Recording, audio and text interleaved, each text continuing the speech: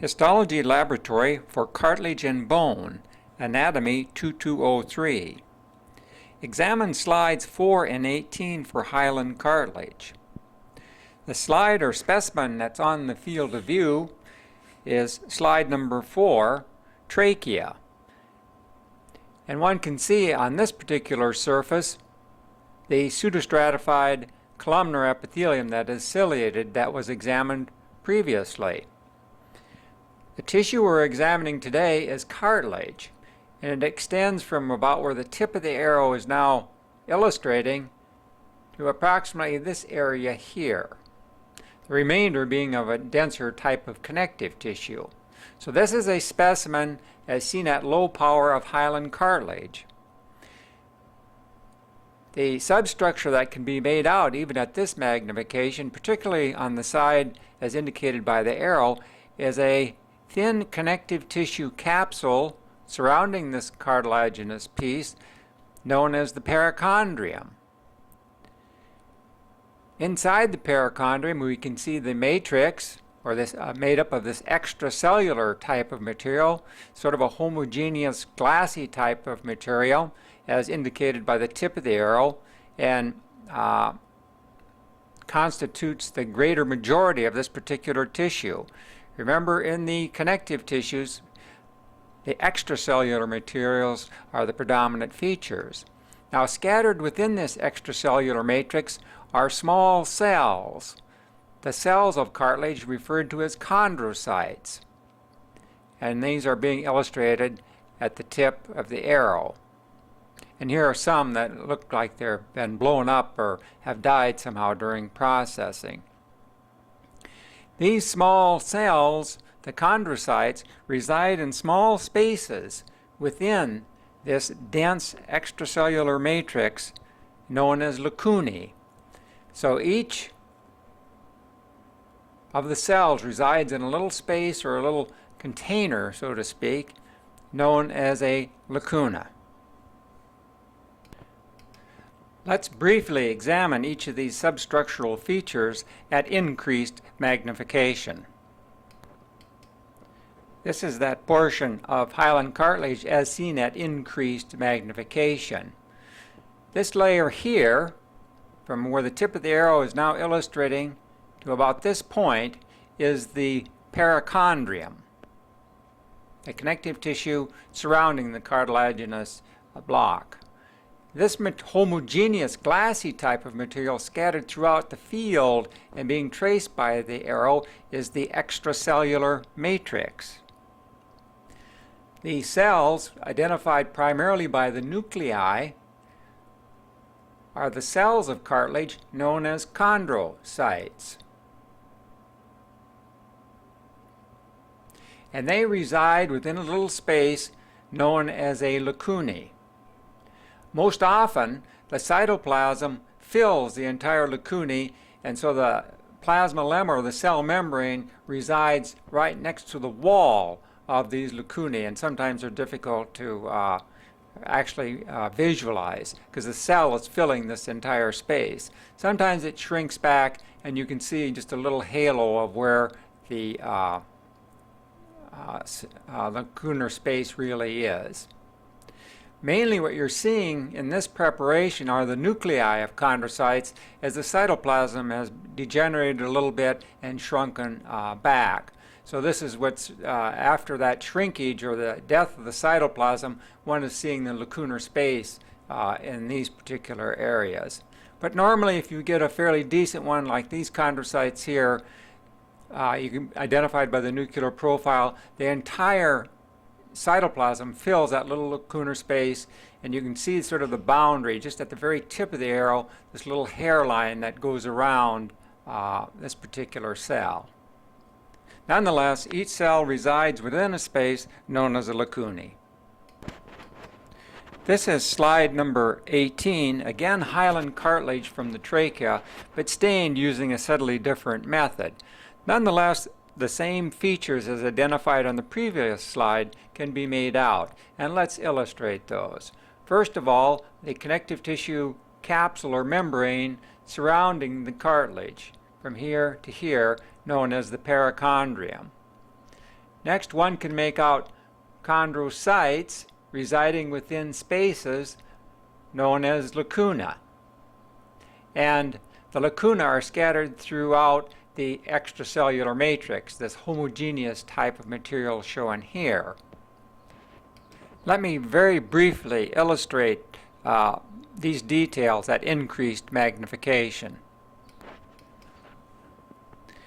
The perichondrium extends from this point to this point, and you can see the boundary right here. It becomes more of a homogeneous type of material. So this is the perichondrium. The extracellular matrix is shown here. Here you can see a lacunae, and within it the chondrocyte, the nucleus being the dot, and you can see the cytoplasmic edge of this dying or dead chondrocyte as it's shrunken away from its surrounding space, the lacunae.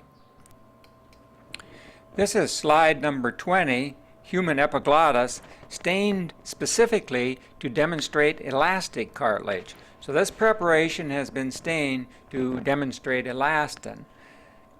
Elastic cartilage is identical to hyaline cartilage in many respects, but in addition has an abundance of elastic tissue within it, or elastic fibers. So the same features will be present: a surrounding perichondrium, chondrocytes within lacunae, the spaces, and between the lacunae and coursing throughout the matrix, these dark black fibers, elastic fibers, in addition to collagen and ground substance, as is true of hyaline cartilage. So it has the additional feature of having elastic fibers and tissue within it. Other than that, most of the name structures remain the same. This is the same specimen seen at increased magnification to once again illustrate the perichondrium. Notice that it too has a few elastic fibers within it that stain a dark black, such as this one. That's to be expected. The extracellular matrix of the cartilage begins at this point. So this is the matrix of cartilage coming in here. One can make out lacunae with the contained chondrocytes. And as they move to the interior, they're more expanded. So this is a chondrocyte filling up a lacunae, and you can see the dense amount of elastic material scattered between the lacunae and chondrocytes within that centrally lying matrix. This is slide number 19, an example of fibrocartilage taken from, I believe, an intervertebral disc. This cartilage is a little bit different than hyaline and elastic cartilage in that generally it lacks a perichondrium. However, lacunae and chondrocytes still can be made out. They're usually in long lines or trains or chains, whatever you would like to describe them, strings of chondrocytes as indicated by the pointer. And these chondrocytes, again, reside in a little bit of ground substance, so they do indeed have a little lacunar space around them. The extracellular matrix, however, is primarily a fibrous type of material, mainly of type 1 collagen, and hence her name, fibrocartilage. The ground substance is at a minimum and is really just immediately adjacent to the chondrocytes which produce it, and so they can develop a small lacunae. This is a relatively rare type of cartilage, and usually, other than intervertebral discs, it's sort of a transition tissue between fibrous or tendinous type of tissue and bone. This is the fibrocartilage specimen as seen at increased magnification. Do you show one of these trains or strings of chondrocytes and their lacunae? So the cells have shrunken down to this bit. The space can still be made out, the lacunar space, as one can see. So there is a little bit of a ground substance here. So you can see lacunae, there contain chondrocytes, more often than not located into these long strings or chains. And in between this, in this extracellular matrix, the fibrous component is the dominant feature that sets it apart, sort of a stringy type of material because of the type 1 collagen. Now sometimes if you take a condenser out of the microscope, which I'll do here, Now look at it more carefully, and if you can drop your light, you can also see this, which you wouldn't see as comparing it to hyaline cartilage. It would be a smooth, in hyaline cartilage it would be a smooth homogeneous matrix. Notice here it has this fibrous or fibrillar type of appearance due to the abundance of the type 1 collagen.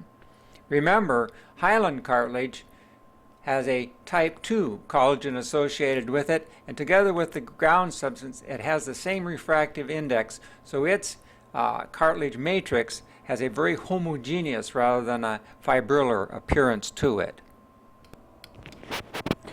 This is slide 21. It's a ground section of compact bone. Now remember what a ground section is. It's a piece of bone that is ground very thin on an emery wheel and then placed on a cover slip and then viewed. It's not a section of material. Therefore, all the material you're viewing and the various substructures one is seeing in actual fact is the matrix of bone. Now the features that can be seen even at the low power objective, if we go through the items on your checklist for a compact bone, are osteon units. An osteon unit looks like a tree trunk that's been cut in cross section. One is shown here. So it extends from this point all the way to here, from this point down to here. And you can see this is a fairly large one. Another one is shown here. A partial of one is shown here. And another one is shown at this particular location. So those are osteon units or Haversian systems. At the center of each one of these Haversian units or osteon units is a Haversian canal, such as indicated by the arrow. This contains the vascular supply to the compact bone. So at the center of each osteon or Haversian system is the Haversian canal, which contains the blood vascular supply to compact bone. And I've been illustrating these Haversian canals with the tip of the arrow. Now, each of these Haversian systems is made up of surrounding layers of bone called lamellae. And so this structure here, each one of these layers that surrounds the Haversian canal is a lamellar unit. So this is a lamellae, this is a lamellae, this is a lamellae, lamellae, and lamellae.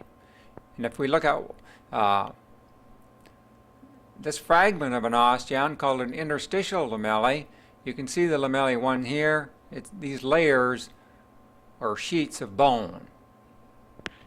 Also scattered within the field, one can see these little dark spots or areas. These are the lacunae of bone, those little spaces within the extracellular matrix, just like cartilage. These are called lacunae in bone as well, and they contain the bone cell, which you cannot see here, known as an osteocyte. Now let's examine this osteon unit at increased magnification and put in one more additional detail. This is that osteon unit, the larger one, seen at high magnification to illustrate the details of some of these previously identified features. The one item that we did not illustrate at the low power were these little interconnecting canals called canaliculi between the lacunar units and between osteocytes. So these little fine channels look like little spider legs coursing and interconnecting the lacunae are known as canaliculi. So this entire field was that osteon unit. The Haversian canal is now where the arrow resides. The little lacunae that contain the osteocytes are shown in black because they're filled with ground dust and don't transmit light. The canaliculi interconnect those lacunar units, as you can see, all the way to the Haversian canal. And if we go back and review at increased magnification, This sheet of bone here is a lamellar unit. This I'm tracing now is another sheet or layer of bone called a lamellae. Another one coursing around this way. Another one here. So these kind of layers of bone, though they're not quite as obvious at the low power here, or the higher power here. Here they're a little bit perhaps clearer at this on this side. This layer of bone right here that the center is going through the center is a lamella. Another one is shown here. Another one is shown here. And they are being crossed by the little tiny canaliculi.